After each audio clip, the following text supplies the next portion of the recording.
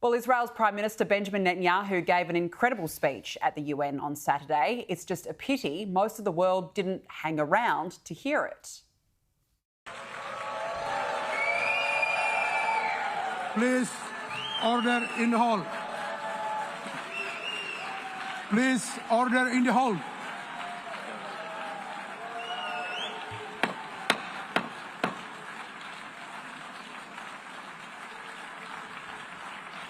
Please, order in the hall. The media reported the mass walkout as the world turning against Israel, which is a pretty disingenuous take. Here's the reaction when Benjamin Netanyahu got up to speak last year.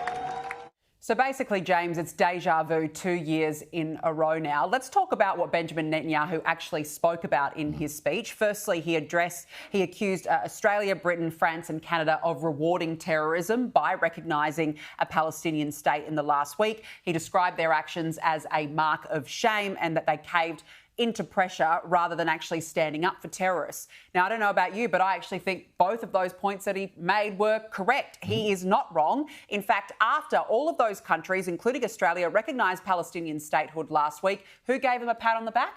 Hamas, of course. Well done. Congratulations, Anthony Albanese.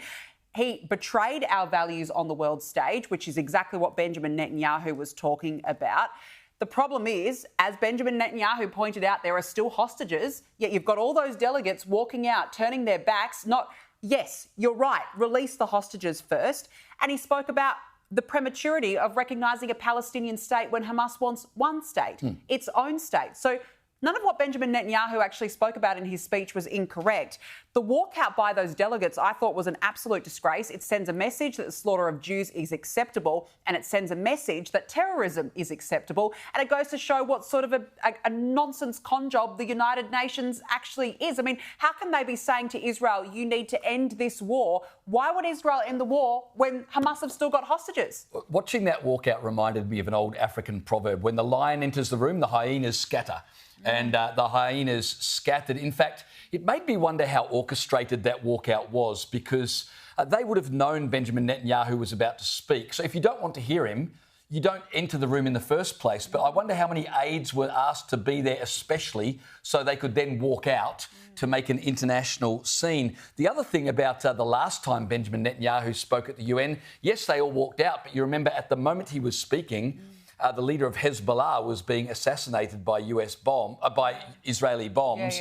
They timed the speech to distract from their attack on the leader of Hezbollah. Speaking of terrorist leaders, isn't it interesting that the world walks out on the democratically elected leader of Israel, but they sat there and listened politely as the now leader of Syria, who up until recently was on a terror watch list, who has been responsible for suicide bombings and terror attacks all around the world. They sat politely, listened and applauded when he spoke, but would not hear a word from the Israeli Prime Minister. It just shows you where the United Nations is at as an organisation. Well, it's quite corrupt. It is a joke of an organisation. It's not just the fact, as I said, that they're calling for Israel to end the war. Don't forget that they claim that there was a famine going on in Gaza, yet we know that Hamas is firing on civilians. Hamas is taking aid so it can profit on the suffering of civilians, and it's also looting the aid trucks, and it has a history of anti-Israel bias. So as an organisation, they cannot be believed. And you know what? I think good on Donald Trump for getting out there this week and giving the United Nations and European bodies a good piece of his mind, because I feel like he actually spoke up for the world in saying enough is enough of the games, James. And good on Benjamin Netanyahu for not taking a backward step. No, I agree. For a very small group of people who are constantly maligned by the United Nations, you'd think they'd know better.